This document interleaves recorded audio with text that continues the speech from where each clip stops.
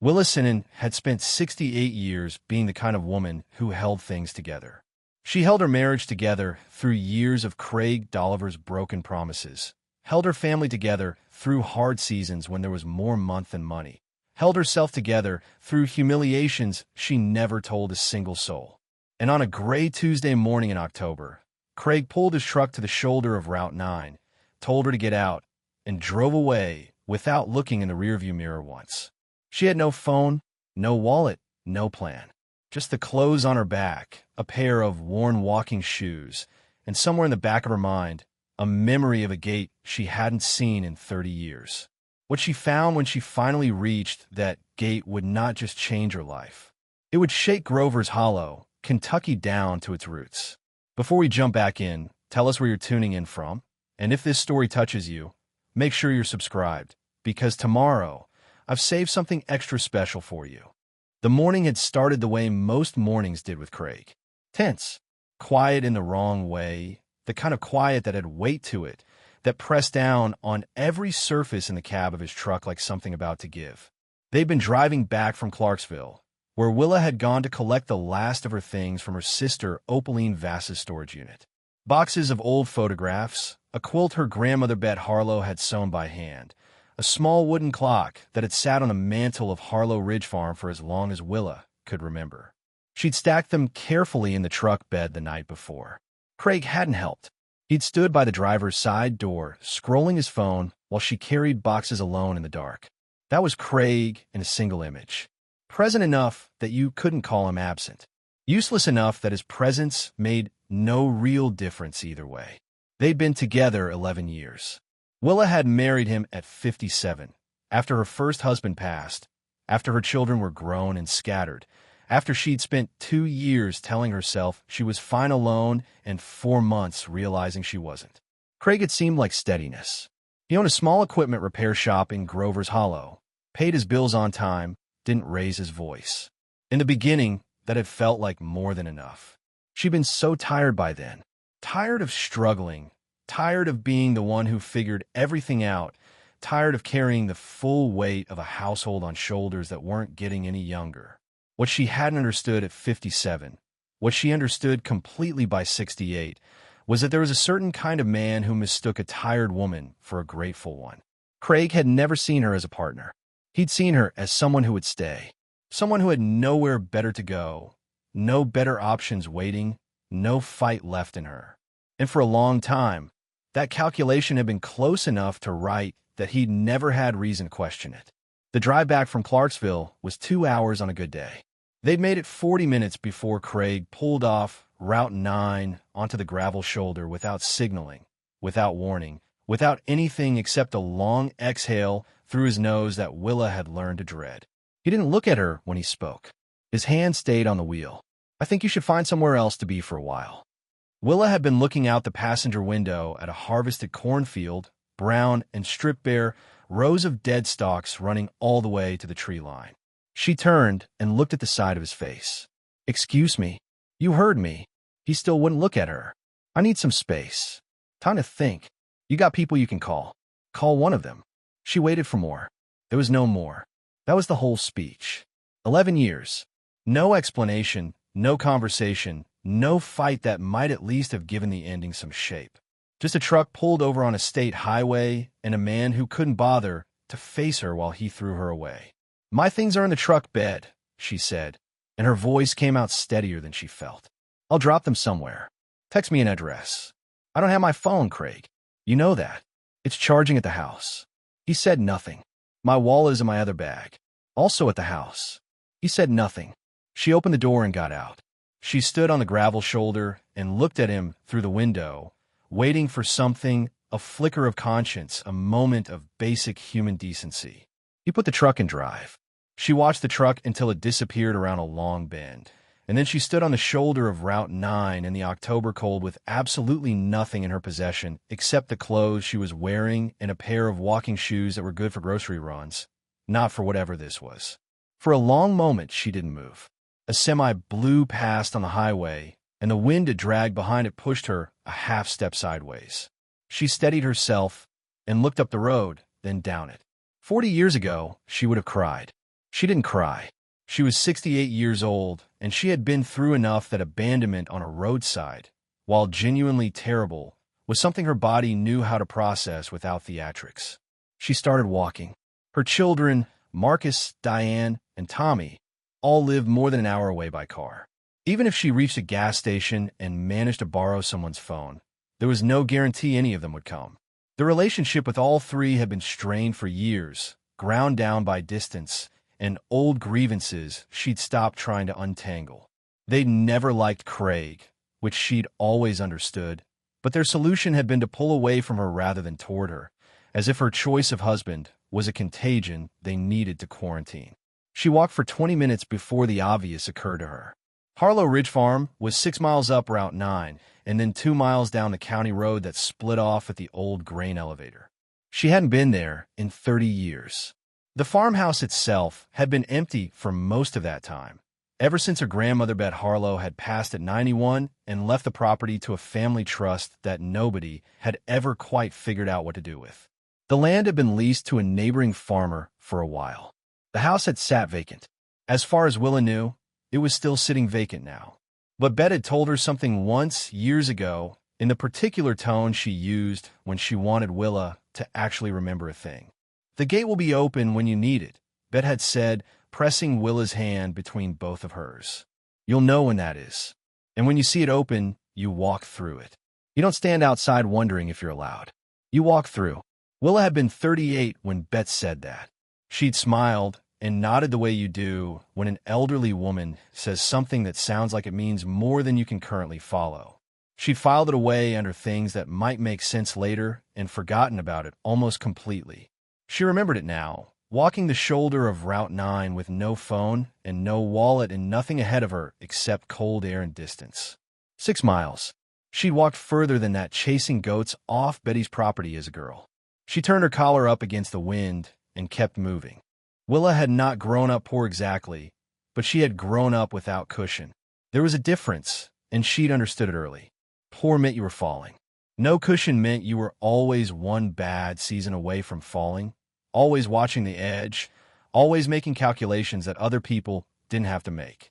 Bet Harlo had raised her on Harlo Ridge Farm after Willa's mother left when Willa was 9 years old. Left being the polite word for what had actually happened, which was that her mother had driven to Lexington one Friday afternoon and simply never driven back. No note, no call, no explanation that ever came. Bet hadn't made a production of it. She'd driven to the school on Monday morning, signed whatever papers needed signing, brought Willa's things from the apartment in 2 trips, and set up the small bedroom off the kitchen with clean sheets and a lamp that had a warm yellow bulb.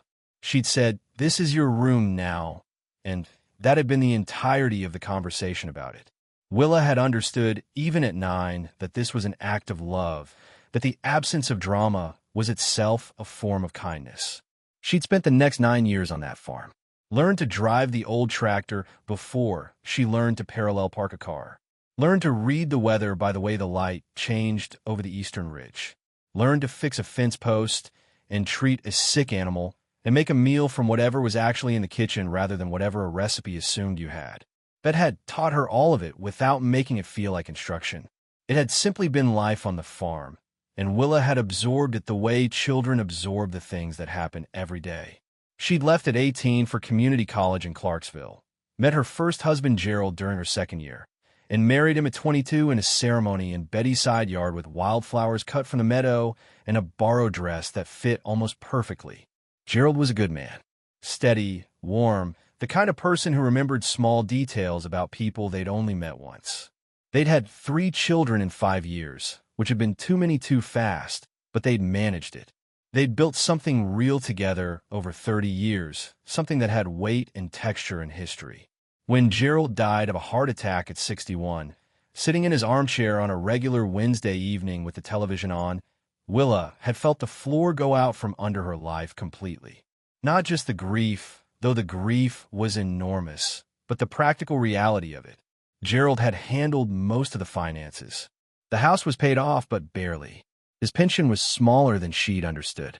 She was 55 years old with a part-time bookkeeping job, a paid-off house that needed a new roof, and 3 adult children who were kind during the funeral, and then went back to their own lives with the speed that people do when they have their own problems to carry. She'd sold the house 2 years later, which had been the first in a series of decisions that her children had opinions about, and she'd made anyway, because they weren't the ones lying awake at night calculating how long her savings would hold. She'd moved into a smaller rental in Grover's Hollow, picked up more bookkeeping clients, and told herself that this was manageable, that she was fine. That fine was enough. Craig had come into her life through a mutual acquaintance at a church potluck, which in retrospect was either ironic or fitting depending on how you looked at it. He'd been charming in the way that men who have learned charm as a tool often are. Attentive at first, remembering things she'd mentioned in passing, showing up with small gestures that felt like evidence of real feeling. She'd been lonely enough that she'd taken the gestures at face value without looking too hard at what was underneath them. The marriage had been a slow education. Not dramatic, not cruel in any way that left marks, just a gradual settling into a dynamic where Willa did more and more and Craig acknowledged less and less. She cooked, cleaned, managed the household, did a shop's bookkeeping for free, handled every logistical detail of their shared life. He watched television, worked his shop hours, golfed on weekends with men she'd never properly met. They shared a house and a last name and almost nothing else. She thought about leaving more times than she could count, had played the conversation out in her head, imagined packing a bag, imagined the relief of it. But leaving required somewhere to go, and her options had narrowed steadily over 11 years. Her rental was long gone. Her savings had been absorbed into their shared life. Her children were polite but distant, and she'd known without asking that none of them had room for her, physically or emotionally. Craig had understood all of that.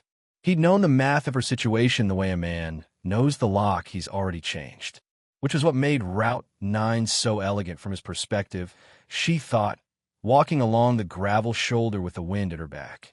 He hadn't needed to have a conversation. He hadn't needed to negotiate or explain or face anything uncomfortable. He'd simply open the door and let the math do the rest. 6 miles to the gate. She kept walking. The grain elevator at the Route 9 turnoff was still standing, which surprised her. It had been listing slightly to the east the last time she'd seen it, the old timber frame losing its argument with gravity one winter at a time, and she'd assumed it would have collapsed completely by now. It hadn't. It stood there at the intersection, looking weathered and stubborn, which felt appropriate given the morning she was having. She turned on a county road, and the character of everything changed immediately. Route 9 had trucks, noise, the particular aggressive energy of a state highway that exists purely to move things from one place to another as fast as possible. The county road was different. Narrow, cracked asphalt that had been patched so many times in different decades that it looked like a geological record of municipal budgets. Maple trees on both sides, most of them past peak color, but still holding some red and orange in the higher branches. A creek running alongside the road that she could hear but not quite see through the undergrowth. She'd walked this road as a girl hundreds of times. To the gas station a mile down for cold drinks in summer. To the Whitaker property next door to return borrowed tools or deliver preserves Bet had put up. To the old one-room schoolhouse that had been converted into a community meeting hall sometime in the 70s and had been falling apart slowly ever since. The road felt smaller than she remembered, which she knew was just the ordinary trick memory played, making childhood places large and adult ones modest. The road hadn't changed. She had. Her feet were beginning to register a complaint by the time she passed the 2-mile marker. Not pain exactly, just a persistent awareness that walking shoes designed for parking lots were not ideal for this particular application. She ignored it and kept her eyes on the road ahead, watching for the break in the tree line that she knew would come before the property became visible. It came sooner than expected. The trees thinned on the left side of the road, and she could see the long slope of the east pasture rising toward the ridge, the grass grown tall and unkempt in the way of land that hasn't had animals on it in years. The old stone wall that divided the pasture from the road was still intact, mossy and settled, but solid.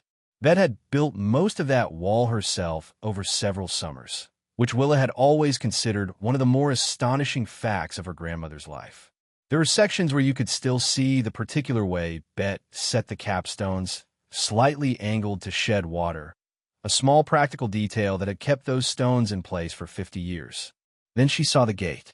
It was the original iron gate that had marked the farm entrance for as long as Willa could remember, black painted iron bars between two stone pillars that Betty's husband had set in the 1940s.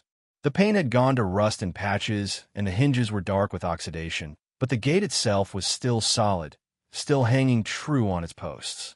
And it was open, not ajar, not swinging, fully open, pushed back against the left pillar at a right angle to the road, the way you'd leave a gate when you were expecting someone through.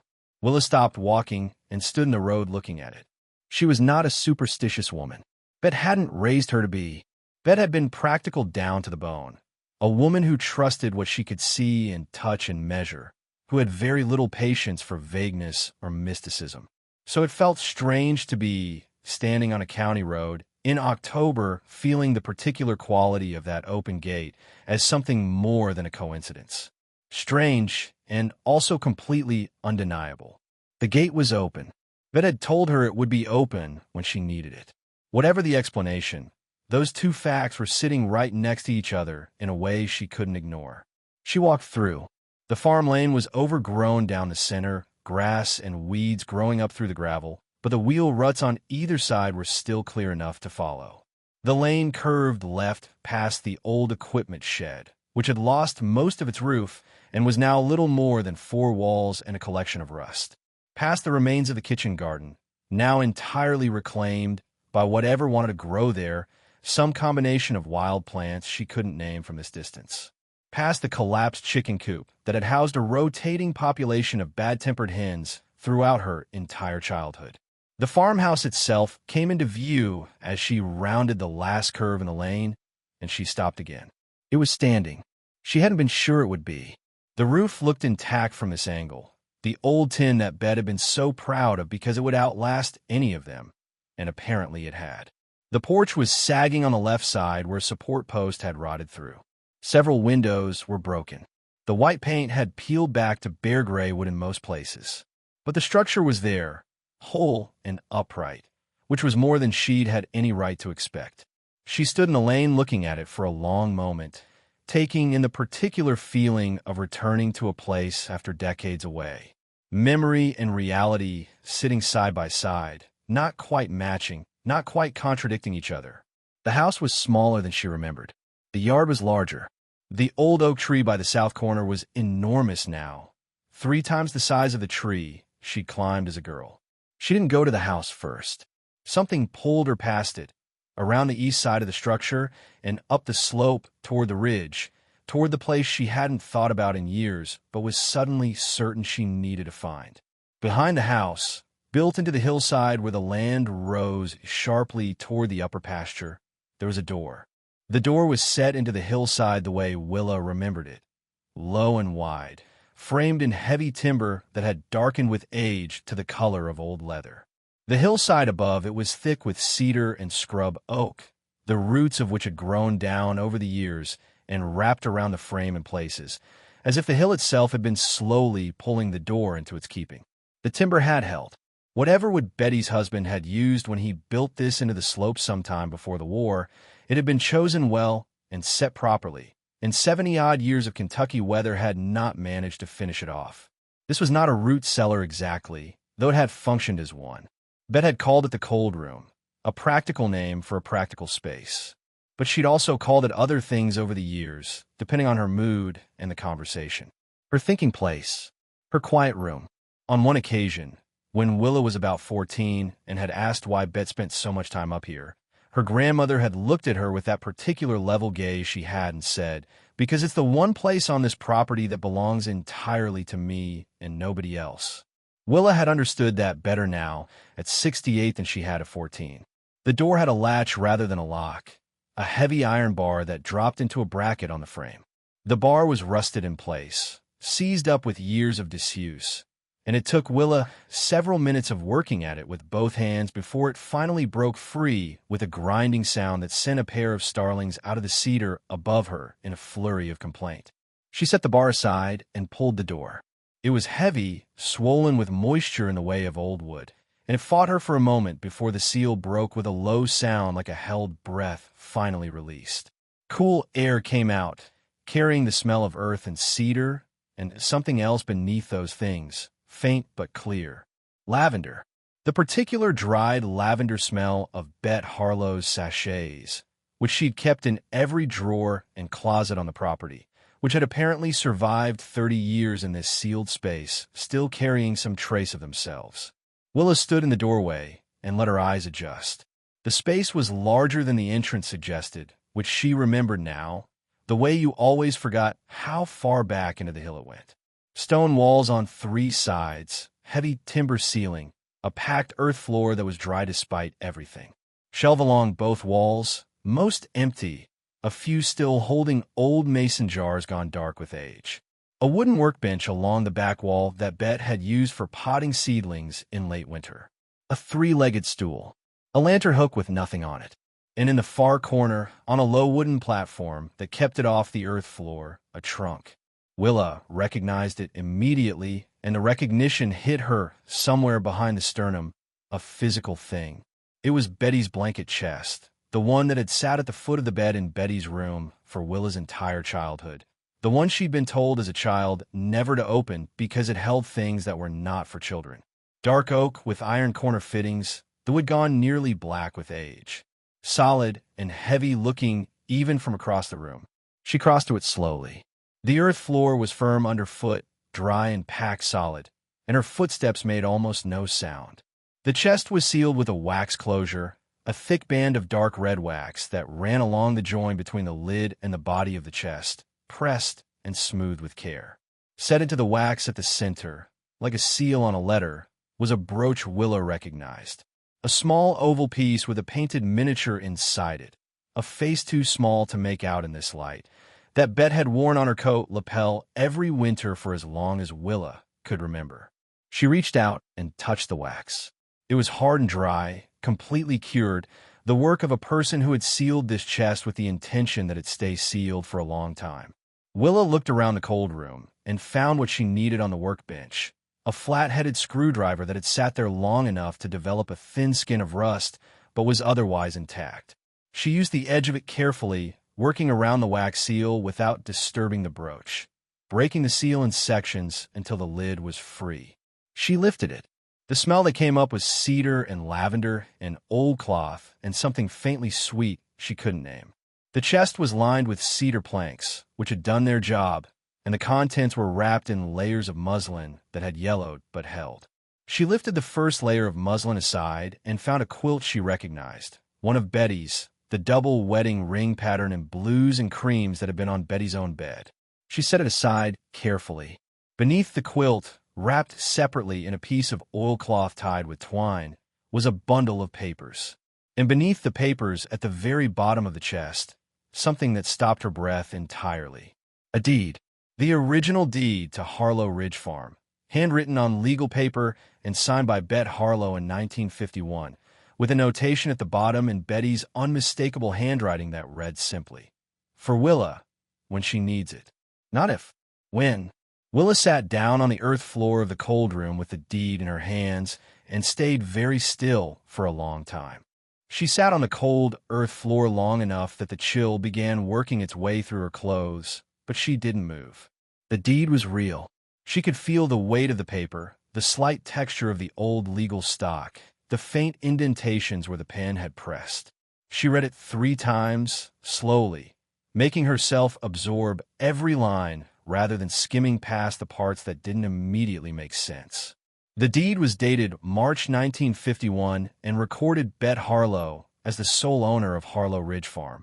All 43 acres, including the structures, the water rights to the creek that ran along the eastern boundary, and the mineral rights below the property.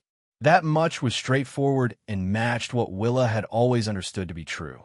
But the notation at the bottom was not standard legal language. It was personal, written in a different ink as if added later, and it read in full. For Willa, when she needs it. The farm and everything on it passes to her alone. The family trust holds nothing. I saw to that in 1987. BH. Willa read that last part again. The The family trust holds nothing. I saw to that in 1987. She set the deed carefully on the quilt beside her and picked up the oilcloth bundle. The twine was stiff with age, but came apart without much trouble, and the oilcloth unfolded to reveal a sheaf of papers held together with a rusted binder clip. She removed the clip carefully and spread the papers on her lap. The top sheet was a letter from an attorney in Clarksville, dated September 1987, addressed to Bet Harlo. She read it slowly. It confirmed the completion of a legal process Bet had initiated earlier that year, specifically the removal of Harlo Ridge Farm from the family trust that had been established in 1962 and the transfer of the property into a separate instrument that named Willa Senton, born Willa Harlo, as the sole beneficiary upon Betty's death. The letter noted that the trust amendment had been filed with the county recorder's office and was a matter of public record, though the attorney observed that Bet had specifically requested no notification be sent to other family members. Willa lowered the letter and looked at the far wall of the cold room for a moment. Bet had done this quietly, privately, without telling anyone. Had carved Willa's name into the legal bedrock of the property 38 years ago and sealed the evidence of it in this chest, which meant that whatever the family had believed about the trust, whatever arrangements had been discussed at whatever kitchen tables over whatever years, the farm had been Willa's since 1987 and nobody had known. Or almost nobody. She picked up the next paper in the stack and felt the quality of the morning shift. It was not a legal document. It was a letter, handwritten on plain paper in a hand she didn't recognize, dated June 2003. It was addressed to Bet Harlo and began without preamble. Mrs. Harlo, I am writing this because I have nowhere else to send it, and because I cannot carry the weight of knowing what I know without putting it somewhere outside my own head. My name is Sylvia Tran. I worked for 11 years as records clerk at the Grover's Harlo County Recorder's Office. I processed a great many documents in those 11 years: property transfers, liens, deed amendments, trust modifications. I was good at my job, and I was discreet, which is why Alderman Fitch Moreland trusted me enough to ask me to do something I should have refused. Willa's hands had gone very still. In the spring of 2003, Moreland came to the office on a Tuesday afternoon when my supervisor was out. He brought with him a document purporting to be a deed amendment that would transfer Harlo Ridge Farm from its current beneficiary designation back into the family trust, which he claimed had always been the rightful arrangement. He told me the existing amendment, the one your attorney filed in 1987, had been made in error and that the family had been trying to correct it for years. He was very calm and very certain, the way he always was, the way that made people assume he'd already handled whatever needed handling. He asked me to process the document and backdate the filing to make it appear the correction had been made in 1994. I processed it. I backdated it. I have been ashamed of that every day since. I didn't know at the time that the document was fraudulent. I found out 3 months later when a title search turned up the discrepancy between the 1987 filing and the 1994 entry I'd created, and I realized what I'd actually done. I went to Moreland. He told me that if I raised the matter publicly, he would see to it that I lost my position and my certification and that my name would be attached to the fraud rather than his. He said it pleasantly, the way he said most things, and I believed him completely because I'd watched him do exactly that to other people. I'm sending you this letter because you deserve to know what was done to your property and to your granddaughter's inheritance. I'm not sending it to anyone else because I'm frightened. I know that makes me a coward. I know Willa Senton has no idea any of this happened and that she may never know unless someone tells her. I am sorry I cannot be braver than I am, but at least this letter will exist. At least the truth will be written down somewhere, even if it lives in a drawer for years before anyone reads it. Sylvia Tran. Willa set the letter down on the quilt with the deliberate care of someone handling something that might shatter if treated roughly, even though it was just paper, even though it had been sitting in this chest for over 20 years waiting for exactly this moment. Fitch Moreland. She knew that name. Everyone in Grover's Harlo knew that name. She reached for the next letter.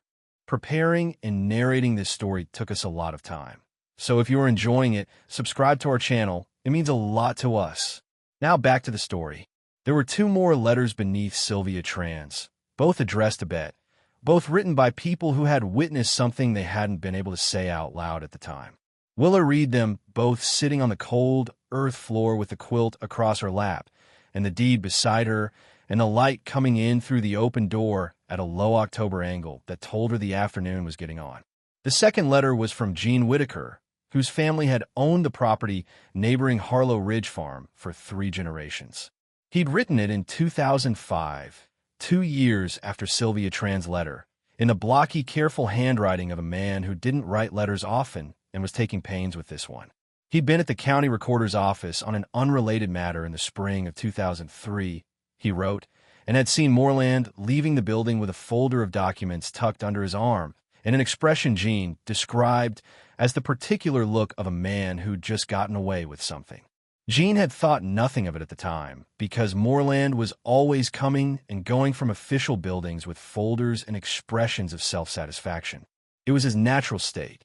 But 6 months later, Gene had been approached by a land developer out of Nashville who was interested in acquiring property in the Grover's Hollow area, specifically the parcels along the creek corridor east of town, specifically Harlo Ridge Farm. The developer had mentioned in passing that he understood the farm had recently reverted to a family trust with multiple stakeholders, which made acquisition simpler since no single owner could block a sale. Gene had nodded along and then gone home and turned the conversation over in his mind for 3 days before writing this letter and sending it to the only person he thought might understand its significance. He hadn't gone to the authorities, he wrote, because Moreland sat on the county planning board and had done so for 15 years, and because Gene had a commercial lease on 2 pieces of equipment that ran through a company Moreland had stake in, and because he had 4 employees whose wages depended on that equipment staying available. He wasn't proud of his silence. He wanted Bet to know what he'd seen, even if he couldn't say it anywhere it would count. The third letter was shorter, written in 2009 by a woman named Opaline Vass, who had worked as a bookkeeper for Moreland's property management company for 6 years, before leaving under circumstances she described only as circumstances that made staying impossible. She'd had access during those years to the company's internal records, and she'd seen Harlo Ridge Farm listed in a portfolio of properties under active acquisition management, properties that Moreland's company was positioning to sell to outside developers when the timing was right. The farm was listed not as a target or a prospect, but as an asset, something already effectively controlled, already in the pipeline. She'd seen this in 2007, for years after the fraudulent deed amendment had been filed, which meant Moreland had been treating the farm as his to sell for years before anyone connected to Willa had any idea. Opaline had taken a photograph of the relevant page with a disposable camera and enclosed the developed print with her letter. The image was small and slightly blurred, but legible. Harlo Ridge Farm was there in black and white, listed under a column headed Current Holdings. Willa held the photograph for a long time.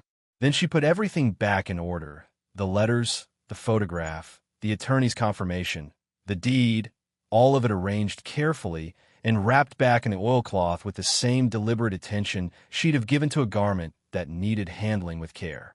She placed the bundle back in the chest and closed the lid, then sat on the 3-legged stool with her hands in her lap, and thought for a while. Fitch Moreland was not an abstraction.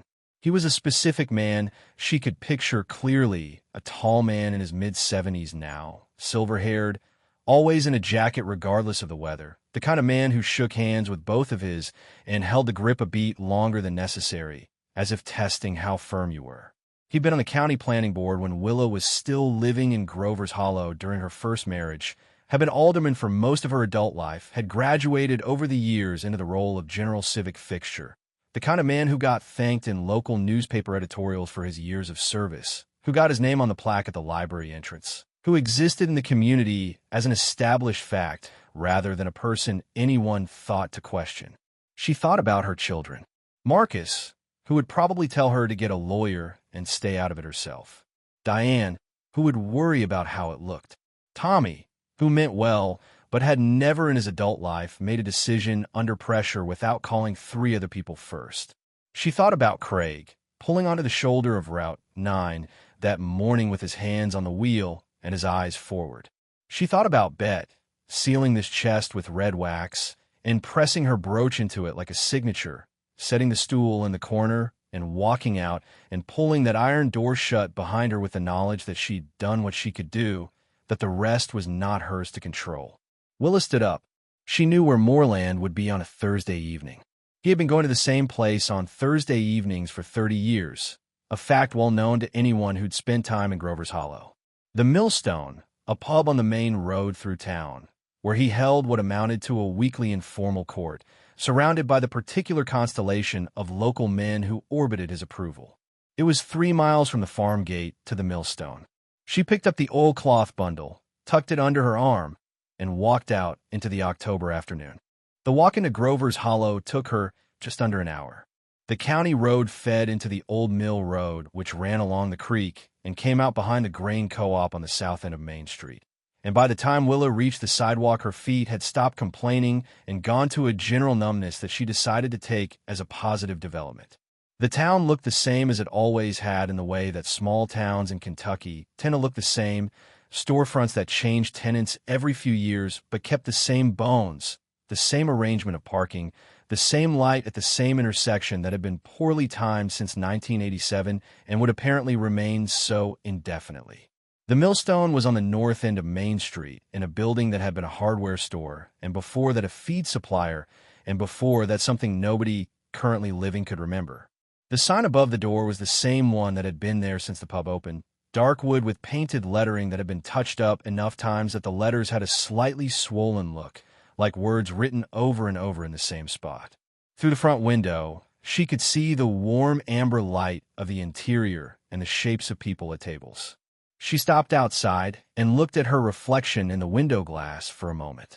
She was wearing the same clothes she'd put on that morning in Craig's house, dark trousers and a gray wool sweater, and the walking shoes that had carried her 9 miles today and were showing it. Her hair had come partly loose from where she'd pinned it. She looked, she thought, exactly like a woman who had been left on a roadside and had walked most of the day since. There was nothing she could do about that. She tucked the loose hair back as best she could, straightened her sweater, shifted the oilcloth bundle under her arm, and pushed the door open. The inside of the Millstone was warm and smelled of old wood and spilled beer and the particular fried food smell of a kitchen that had been producing the same menu for 20 years.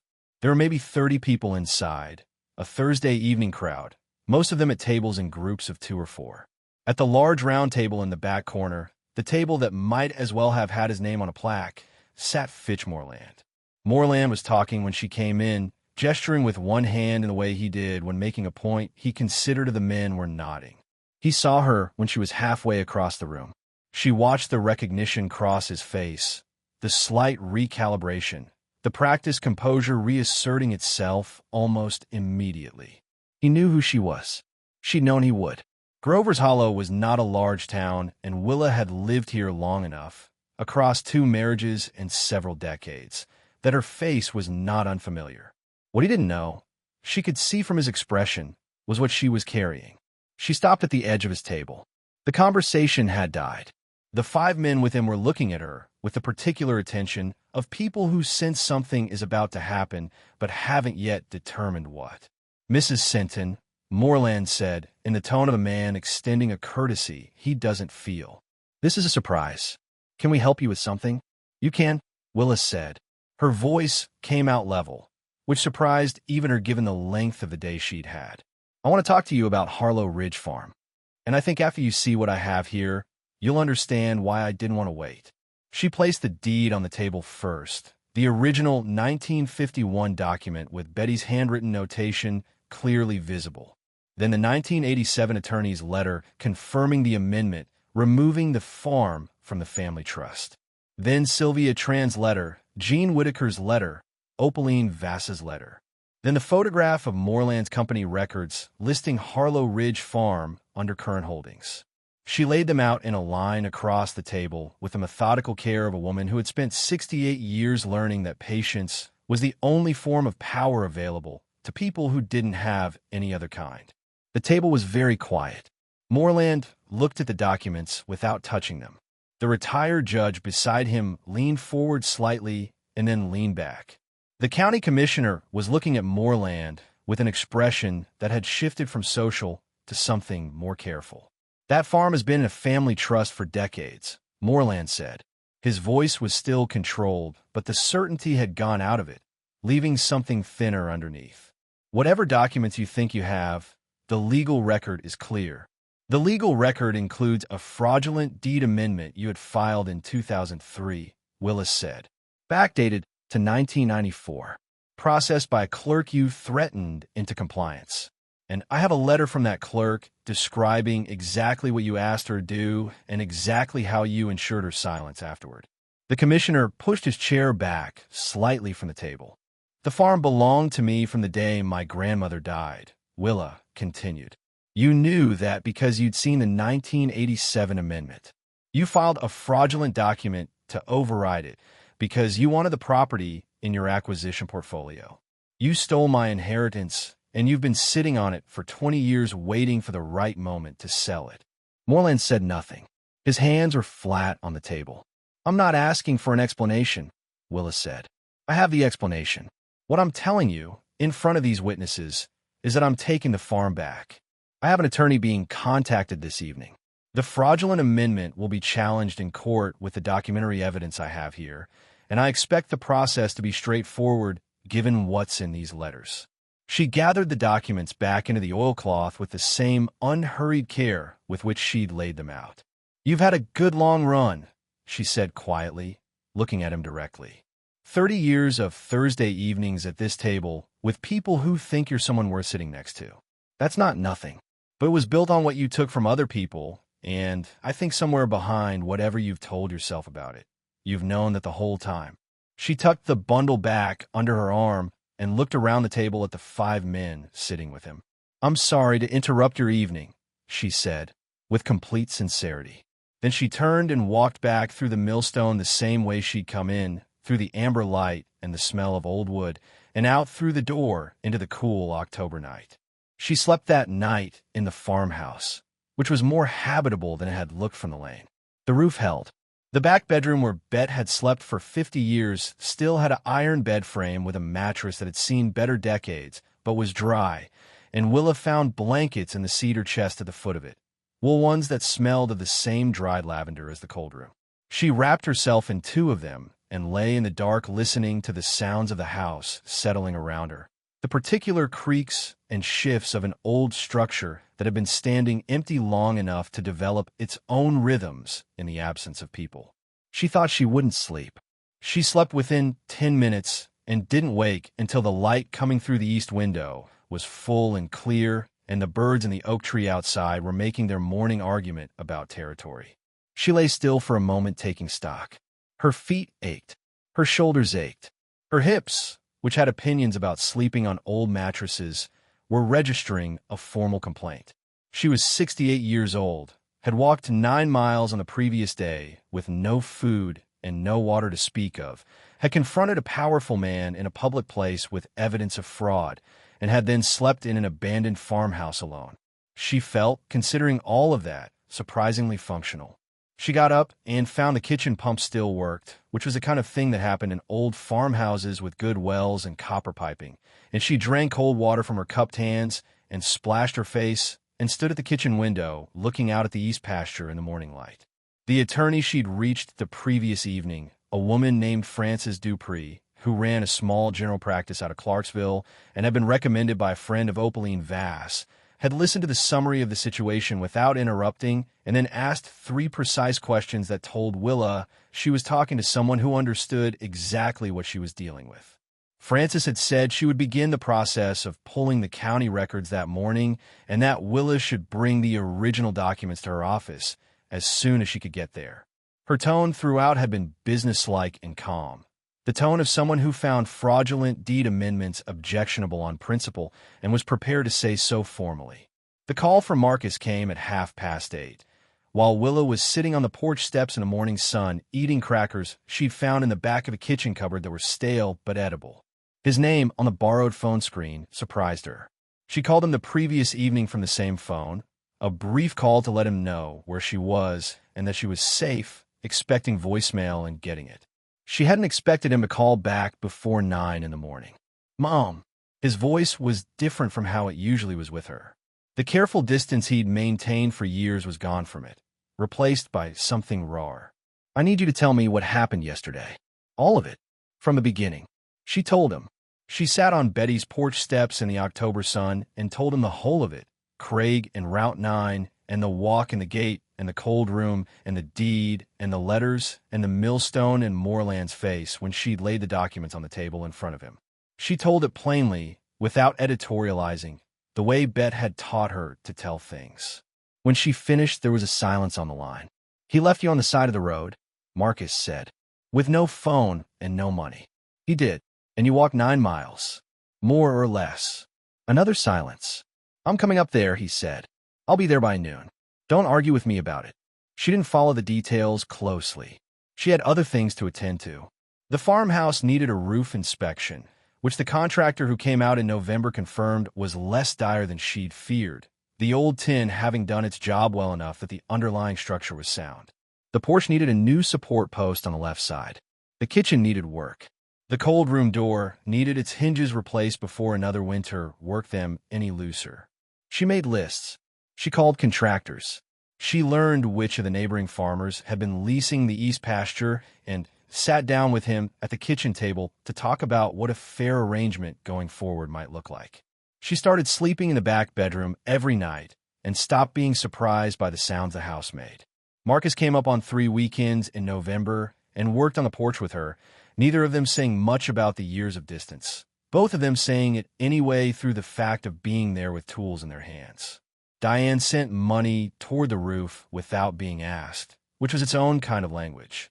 Tommy drove up one Sunday with his 2 youngest children and spent an afternoon walking the pasture with Willa while the children ran at the fence line and scared the neighbors' cattle. She let them come. She didn't pretend the years of distance hadn't happened, didn't paper over the real accounting of what had been given and withheld. But she let them come because Bet had taught her that forgiveness was not the same as forgetting, that you could hold both the wound and the willingness to move forward in the same hands without one canceling the other. Craig sent 2 text messages in the first week, both vague, both carrying the particular quality of a man who has realized the math was wrong and is recalculating. She didn't respond to either. There was nothing to say that the silence didn't say more cleanly. By December, the east pasture had a new fence line along the creek boundary where the old posts had rotted through. By January, the kitchen had a working stove and the cold room had new hinges on its door. By February, Willa had taken in 3 alterations jobs from people in Grover's Hollow who'd heard through the particular efficient network of small-town information that she was a skilled seamstress, which she was, having learned the basics from bed on a treadle machine in the front room and built on it over 60 years. On a Saturday in March, with the light coming back and the first green showing in the pasture grass and the oak tree by the south corner beginning to bud, Willa stood in the kitchen doorway with a cup of coffee and looked out at the farm in the early morning.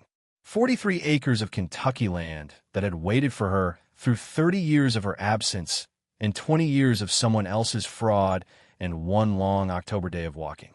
The creek was running high with snow melt. She could hear it from the house. The starlings were back in the cedar above the cold room door.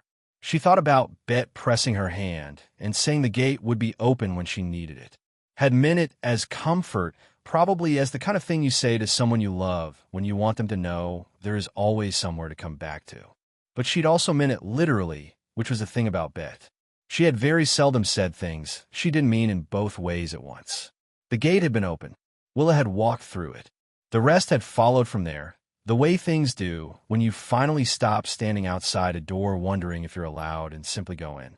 She drank her coffee and watched the light move across the pasture and felt, for the first time and longer than she could accurately measure, that she was standing on ground that was genuinely hers. Not assigned to her by someone else's tolerance or maintained by someone else's permission or conditional on her continued usefulness to anyone. Hers by right, by name, by the stubborn preserving love of a woman who had seen far enough ahead to leave a door open in the side of a hill and trust that her granddaughter would eventually find her way to it. She went inside and got to work. Up next, you've got 2 more standout stories right on your screen. If this one hit the mark, you won't want to pass these up. Just click and check them out. And don't forget to subscribe and turn on the notification bell so you don't miss any upload from us.